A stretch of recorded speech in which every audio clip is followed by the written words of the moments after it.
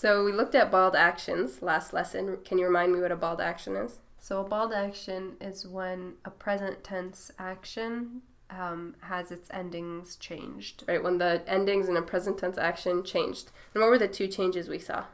So if it originally ended in u or a dhamma, then it turns into a sukoon. Right, and then if it ends in a noon, the noon drops. Good, it drops. And then what doesn't change? The woman in hijab. So the feminine, so hunna and tunna, it doesn't change. Right, the feminine plural, hunna and tunna, don't change. The hijab stays on.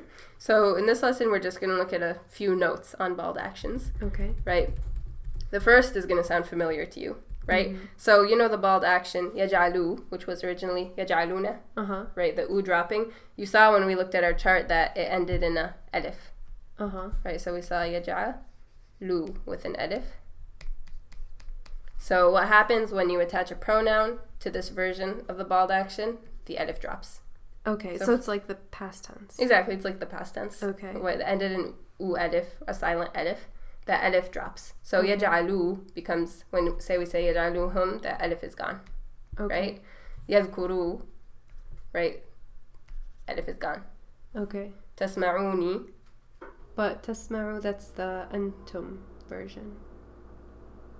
Yeah, so if it ended in a waw alif, then the alif drops. Okay, so it's either hum or antum. Yeah, hum or antum. Okay. Yeah. Because in the past tense, it's only the hum that ends in a waw alif. But here, the antum also does because it also ends in a waw alif because it was originally a noon.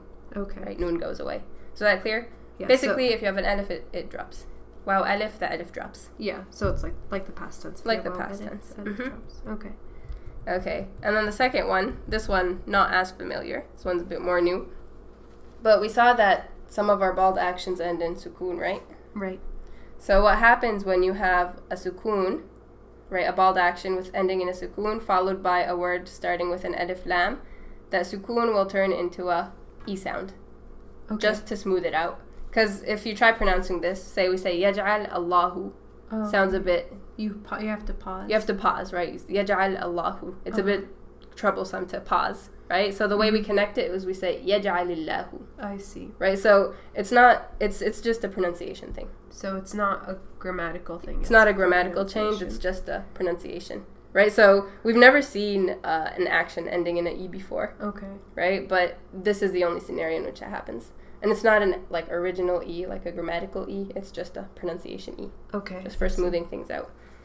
Right? So we say another example, يعلم الذين, right? Becomes يعلم الذين. Okay. So and if you've studied tajweed, right, this might be familiar. Yeah.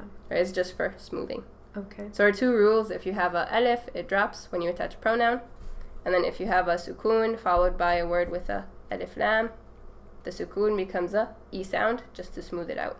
Okay. Clear? Got it.